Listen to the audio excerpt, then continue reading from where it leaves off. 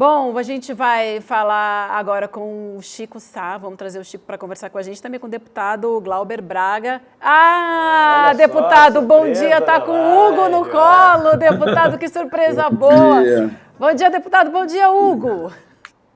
Bom dia, gente. Bom estar aqui com vocês.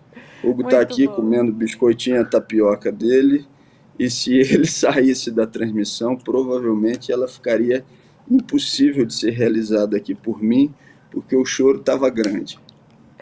A gente sabe como é isso e a gente acha ótima a integração da família. O Hugo é um fofo, delícia, obrigada. Chico, bom dia para você também. Bom dia, Vivian, bom dia, Edu, bom dia, Hugo, bom dia, deputado. Deputado, a gente precisa começar falando e a gente quer entender como é que fica a situação do pessoal nesse momento. A gente vê um racha entre uma parte que pretende apoiar o governo de Lula e uma outra parte empenhada em apoiar as pautas que realmente fazem sentido para o partido. A gente quer entender como está esse momento e o que acontece a partir de agora. Primeiro, eu quero partir do que eu acredito que seja um consenso, né, dentro do pessoal. Quais são as tarefas prioritárias que a gente tem para esse momento, para essa conjuntura? Primeiro, garantir a posse de Lula. Segundo, fazer um enfrentamento duro aos fascistas que estão na rua. Terceiro, fazer o enfrentamento aos neoliberais, que não estão satisfeitos em só ter o Banco Central. Se puderem, querem ter o Ministério da Economia e querem, inclusive, fazer todo tipo de pressão para poder manietar o futuro governo. O Lula acerta na nossa avaliação, nós somos solidários a esse movimento, quando estica a corda para dizer a determinados segmentos do mercado que não, ou seja, eles não podem querer ditar todas as regras. Durante o período de Bolsonaro, com privatizações, contra-reformas, ficaram calados. Aí agora, especificamente, um movimento de garantir alimentação para as famílias brasileiras, onde mais de 30 milhões de pessoas estão passando fome, aí eles dizem que tem um gravíssimo problema das contas públicas. Então, é prioridade, sim, conseguir recursos para que o governo possa dar atendimento às famílias, repito, que estão passando fome. Partindo desse consenso, a pergunta que vem logo em seguida é: o que é mais eficaz para garantir que esses objetivos sejam atingidos?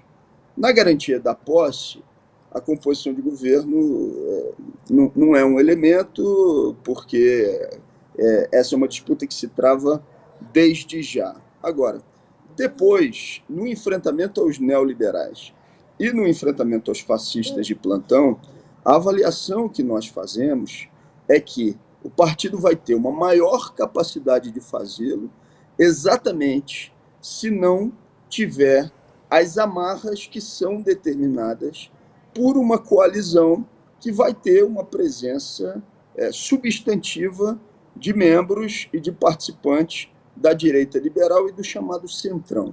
O Centrão se habituou ao longo do tempo em fazer chantagem permanente.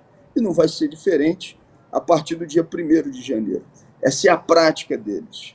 E o PSOL precisa ser aquela força política que denuncie as chantagens do Centrão, que eles vão tentar operar o tempo inteiro contra o governo Lula, fingindo que são base parlamentar desse próprio governo.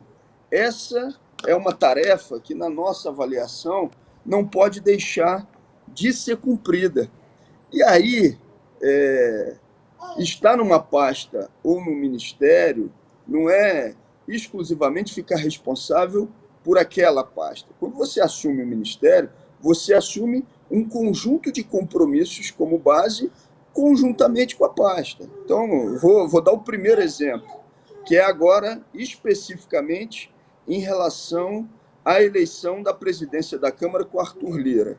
Se forma um bloco esse que vai ter, aparentemente, todos os partidos políticos da Câmara, à exceção do PSOL, no apoio à candidatura do Lira. Por enquanto, você só tem partido que não se manifestou, partido que já aderiu à candidatura do Lira, e o PSOL como o único partido que até esse momento, e essa já é uma decisão tomada pelo partido, esperamos que outros partidos também venham a tomar essa decisão, toma, então, a iniciativa de dizer não apoiaremos Arthur Lira para a presidência da Câmara. Se você é parte da base do governo, esse é só um primeiro momento, ou seja, eleição do Arthur Lira, mas no segundo momento vai ser a indicação para o conselheiro do Ministério Público. No terceiro momento vai ser a indicação para o conselheiro do Tribunal de Contas. No quarto momento vai ser a indicação que o Centrão vai querer fazer para o projeto A ou B que eles insistem em colocar na pauta. Eu pergunto, para o governo Lula e para as próprias articulações do presidente Lula, é bom ter um Arthur Lira com 500 votos na Câmara dos Deputados, com uma unanimidade, com todos os partidos votando a favor dele? Evidentemente que não, porque um Arthur Lira, dessa forma, ele ganha peso exatamente para depois chantagear o governo. A boca que sorri hoje é a boca que vai morder daqui a pouco, que é a boca do Arthur Lira e daqueles que são o chamado Centrão. Então, respondendo a sua pergunta, o partido vai tomar a sua decisão no dia 17, onde tem um encontro da direção nacional.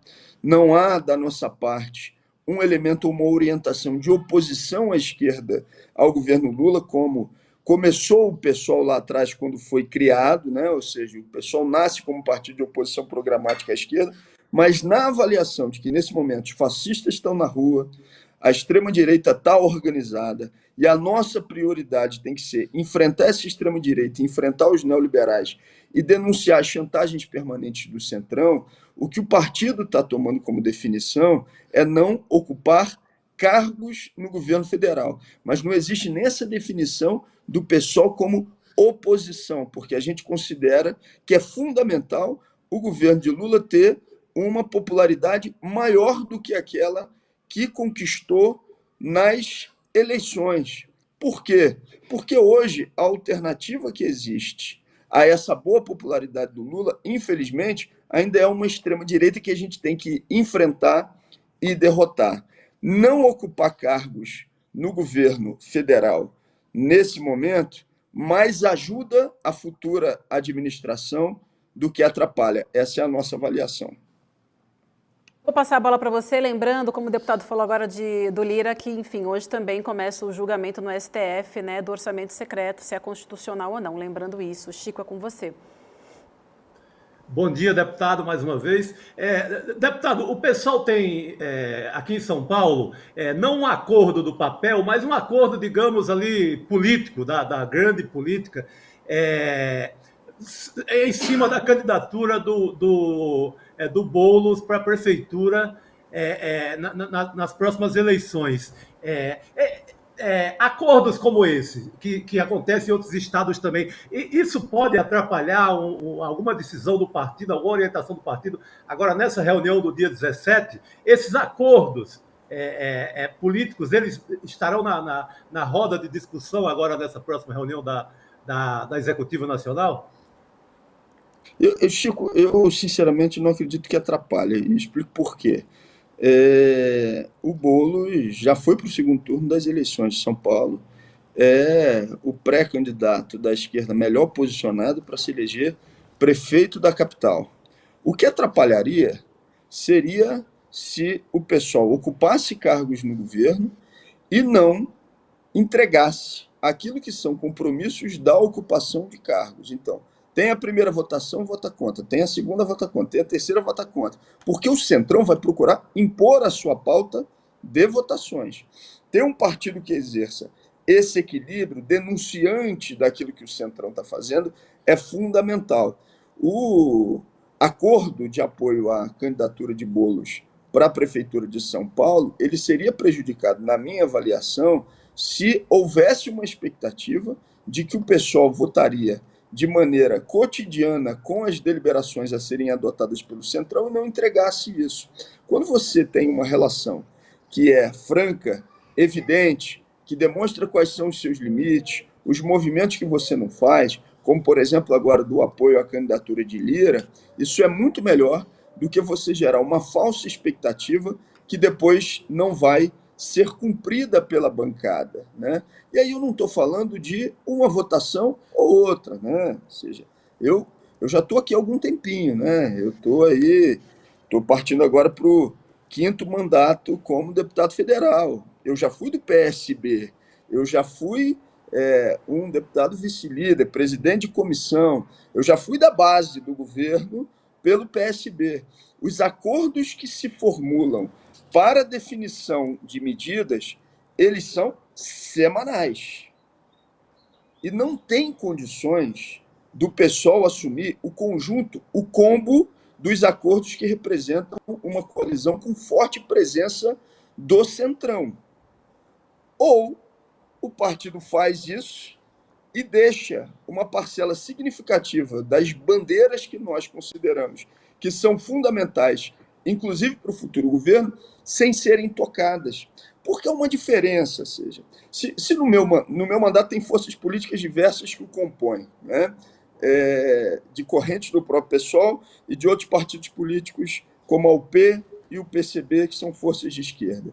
Se dentro do mandato, correntes políticas diferentes começam a fazer um embate público sobre as diferenças que tem no mandato, qual vai ser o meu papel como deputado? Eu vou virar e falar, não dá.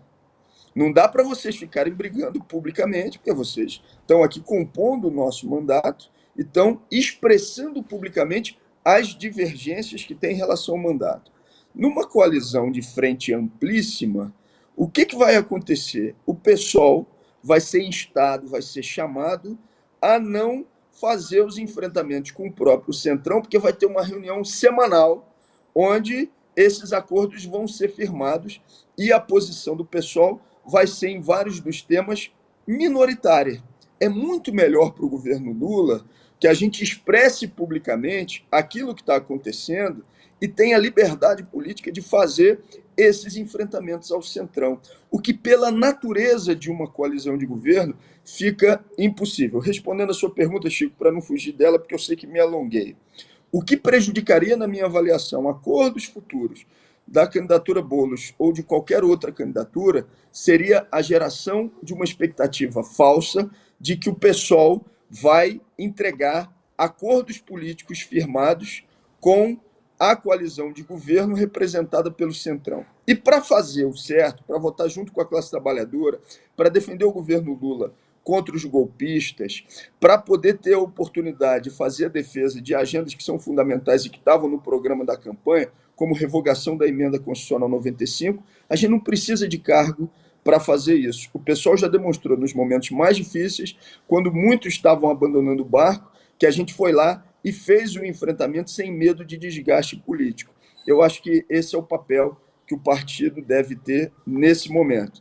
Eu ontem participei de uma reunião com um conjunto de trabalhadores que estão lutando por um processo de reestatização da Eletrobras.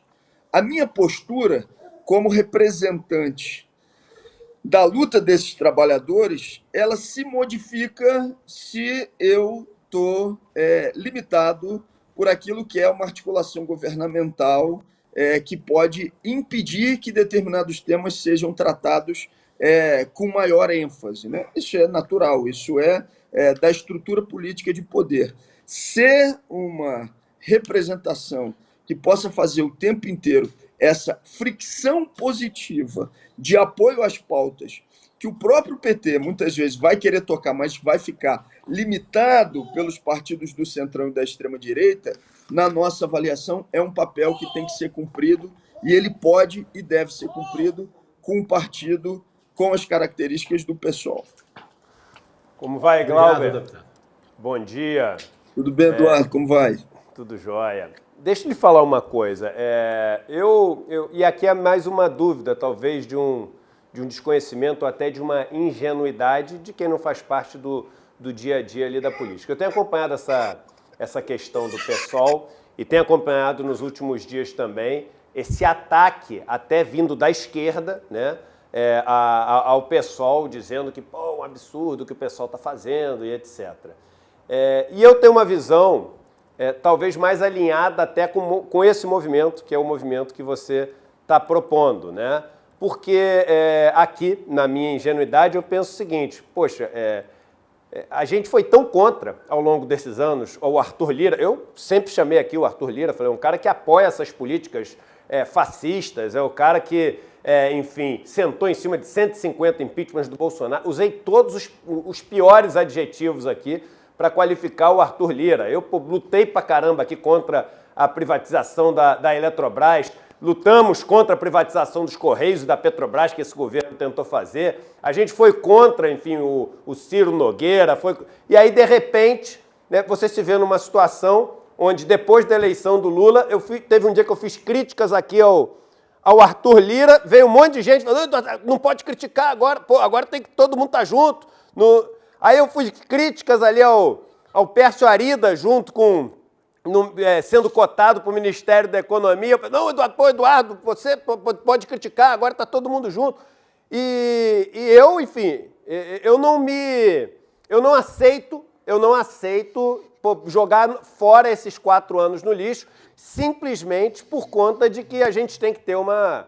Não, agora a gente tem que ter governabilidade. Eu entendo, as pessoas estão com muito medo do bolsonarismo voltar, as pessoas estão muito traumatizadas por conta desses 4 anos e as pessoas não querem ter a menor chance desse governo não seguir adiante, entendeu? Com o apoio que precisa ter. Então eu entendo as pessoas, esse trauma que as pessoas estão tendo. Eu acho que na minha posição talvez seja mais fácil tomar essa decisão. Eu vou continuar sendo crítico, mas eu sou um analista, eu sou um comentarista aqui. Você é um político, você está ali na política. A pergunta que eu quero fazer é o seguinte, né? Vamos supor que o pessoal aderisse ao bloco ali do PT.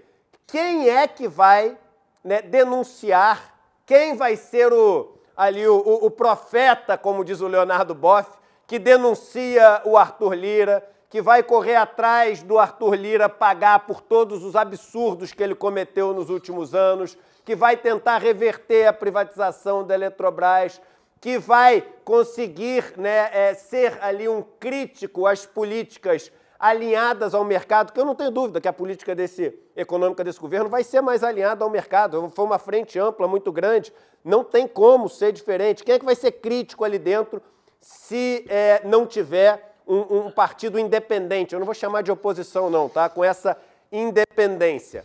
Quem vai ser? Tem espaço? Aí é a pergunta de quem não entende isso como alguém que está há 5 mandatos. Tem espaço, se vocês formarem um bloco, para poder ser crítico publicamente ou não? A gente vai ter que ficar criticando, falando ao vento aqui, porque nenhum político vai poder estar do nosso lado aqui, reverberando, né, essa crítica nossa. Está no mudo, está no mudo. A natureza, né, quando você forma uma coalizão de governo ocupando um ministério, essas disputas se estabelecerem exclusivamente de modo interno, ou seja, e não de modo externo. E eu tenho preocupação das pessoas, e ela é justa, ela é legítima. Por quê? Porque Lula precisa ter uma ampliação de popularidade, inclusive, daquele que foi o resultado das urnas. Existe o nosso pleno acordo com isso. Porque não há hoje uma alternativa já constituída que seja a esquerda da coalizão formada por Lula, da Frente Amplíssima, que o governo Lula não dando certo, essa corrente de pensamento vai crescer de maneira imediata. Não, hoje o cenário que está colocado ou seja, o governo Lula não tendo fôlego ou não conseguindo ampliar sua popularidade, que eu tenho a convicção de que tem elementos para que consiga ampliar essa popularidade, eu não só torço por isso, mas quero contribuir para isso. Hoje, se isso não acontecesse, há um fortalecimento da extrema-direita. Então, evidentemente, as pessoas estão corretas, estão com razão de terem preocupação e de terem medo.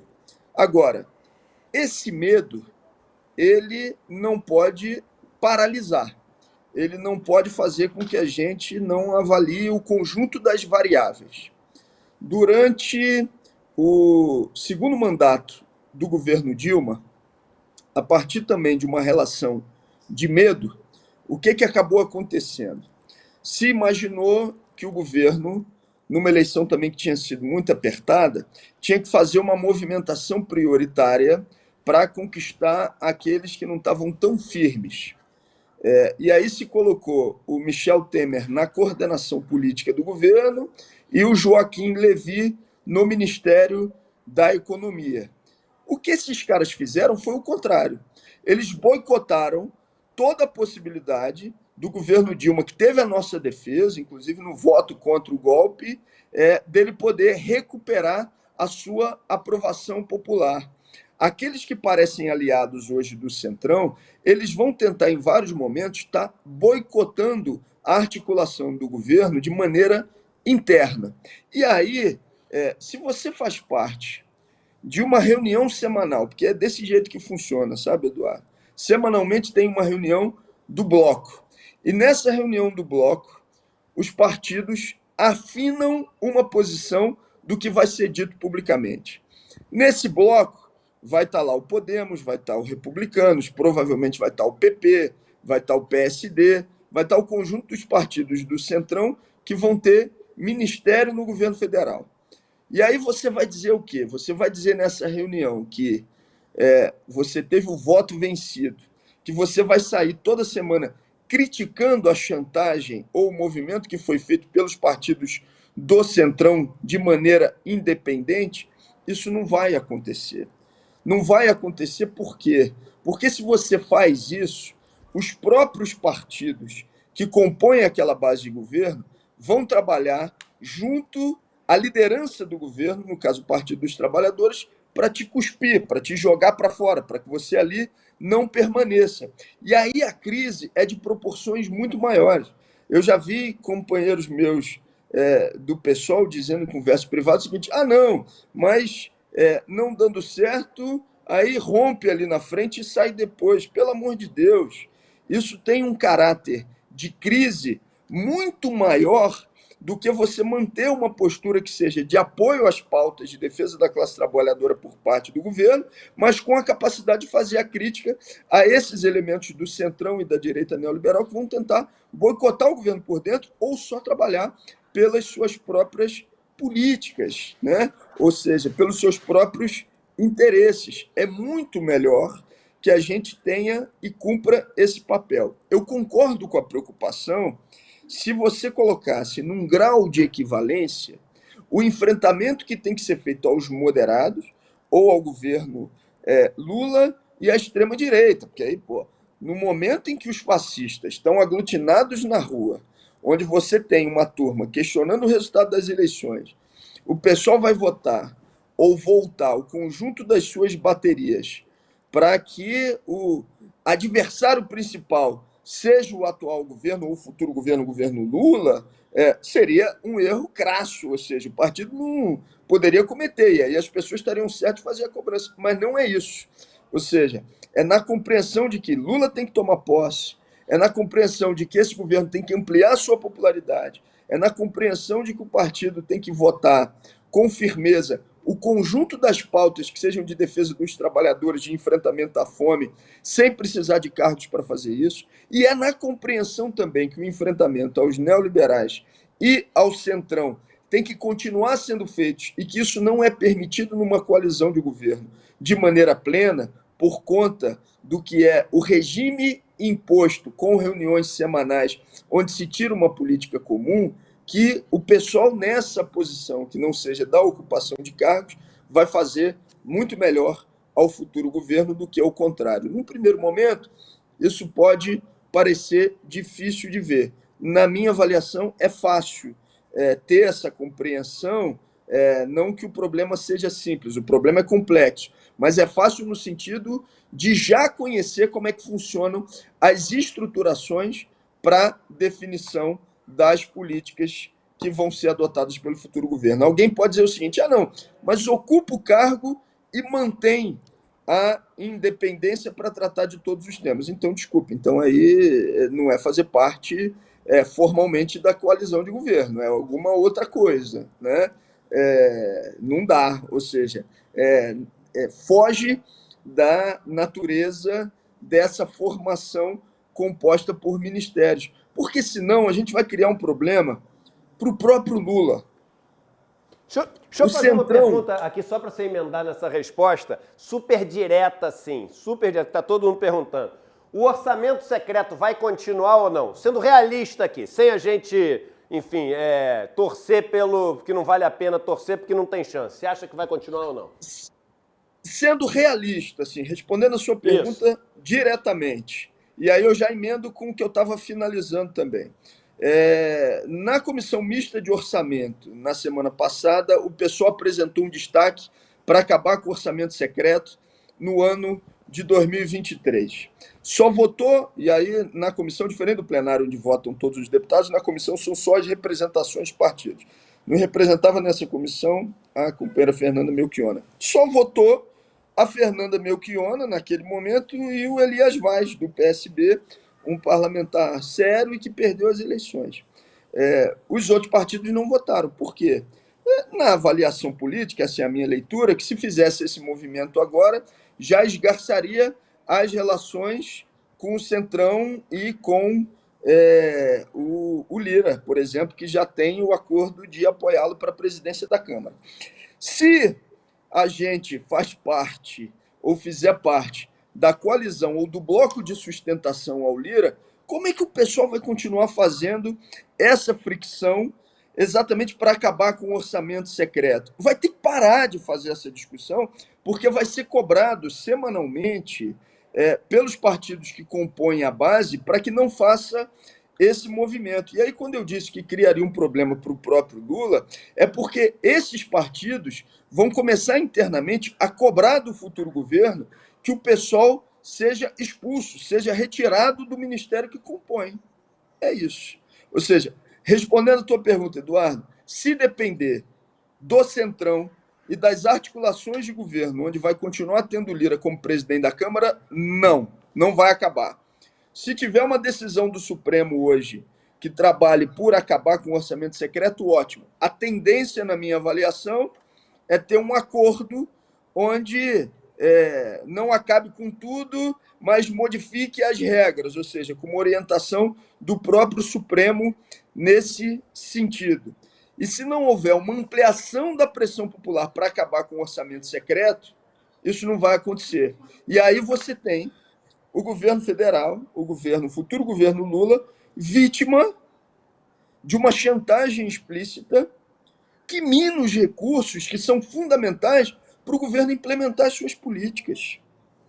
Olha, ano passado, a indicação para o orçamento foi de 16 bilhões do orçamento secreto. Para o próximo ano, é de 19 bilhões. Vocês já disseram isso aqui muitas vezes, né? Ou seja, as verbas para o controle de câncer foram cortadas em praticamente 50%. Enquanto isso, Arthur Lira indicou 300 milhões de reais para Alagoas. Isso é um absurdo, isso é um escândalo que a gente não pode tolerar. Desses 300 milhões de reais, 70 a 80 milhões foi para um aliado dele, prefeito, que o Fantástico lá fez uma reportagem que mostrava que o dinheiro chegava, a empreiteira ia pegar no banco e passava um dinheiro num bequinho da cidade desse prefeito, um município de 70 mil habitantes. É isso que está em jogo. Então, assim, teve uma vez que um companheiro meu, um companheiro de bancada, inclusive, não pedi autorização dele, mas vou falar. O Henrique Vieira, que foi eleito agora deputado federal, pastor Henrique Vieira. Ele falava das boas posições do Papa Francisco com um amigo dele. E aí o amigo dele virou e falou: mas ele não fez isso, não fez aquilo outro. E aí a resposta que ele deu para o amigo dele foi: mas você tem que entender que ele é o Papa. Do ponto de vista governamental, né, determinadas relações que vão ser estabelecidas pelo governo, elas vão ser estabelecidas a partir do caráter e dos limites que se impõem ao governo. Uma outra parte não, são decisões e escolhas políticas. Mas uma parte são limitadas pelo cargo exercido. E é fundamental que tenha um partido político com essa independência e com a capacidade de dizer: o orçamento secreto tem que acabar. O Lula vai achar ruim que o pessoal diga isso publicamente? Claro que não. Porque acabar com o orçamento secreto é a promessa da campanha dele e é garantir recursos no orçamento para ele colocar em prática as políticas que ele assumiu como compromisso no período da campanha eleitoral. Agora o Lula vai poder, como presidente da República, numa coalizão que tem vários partidos do Centrão ocupando ministérios, dizer publicamente: o pessoal está coberto de razão. Pelas características que tem o cargo de presidente da República, ele pode ter dificuldade em fazê-lo. Tá certo, deputado. A gente agradece demais a sua participação. Foi muito boa a contribuição para esse debate que é tão importante, né? O senhor falou aí de bilhões do orçamento secreto. Lembrando que o MEC precisa de 65 milhões apenas para terminar de pagar as contas de 2022. Então foi muito bom o senhor ter trazido essas informações para a gente. A gente agradece demais. Tenha um ótimo dia e um abraço para o Hugo. Até uma próxima oportunidade. Bom dia. Um abraço. Obrigado. Eu queria só ter a oportunidade de agradecer mais uma vez a oportunidade e pegar esse restante da sua fala para dizer que a UFRJ, Universidade Federal do Rio de Janeiro, nesse final de ano, está com as suas atividades sendo paralisadas. Várias turmas que eram presenciais não podem mais se reunir presencialmente. Isso não está podendo acontecer, por quê? Exatamente pelos cortes operados pelo governo federal. Aí eu pergunto, encaixando com o seu comentário final e já agradecendo. É justo que os caras tenham indicado 7 bilhões já do orçamento secreto, que tenha mais uma leva para esse final de ano, enquanto a UFRJ não pode terminar as suas atividades e está fechando a porta de várias das suas unidades e cursos. Isso é um absurdo que nós não podemos aceitar. Toda a solidariedade, a movimentação que está sendo feita por estudantes, professores da UFRJ no Rio de Janeiro, e reverter esses cortes que estão sendo operados na educação pública é fundamental. Para isso, tem que acabar com o teto de gastos e tem que acabar com o orçamento secreto. Um abraço grande para vocês. Muito obrigado. Foi um prazer.